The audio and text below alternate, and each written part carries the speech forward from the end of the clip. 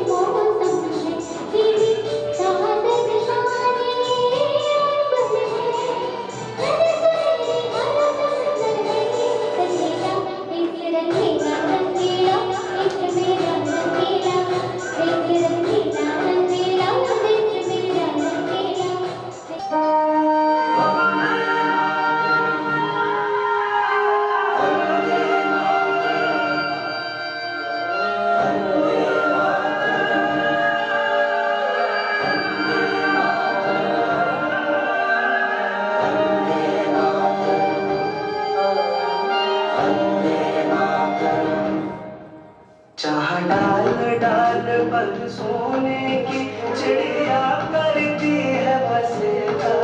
वो भारत देश है मेरा, वो भारत देश है मेरा। हम लोगों को समझ सको तो समझो दिल भर जाने, जितना भी तुम समझोगे उतनी होगी हैरानी।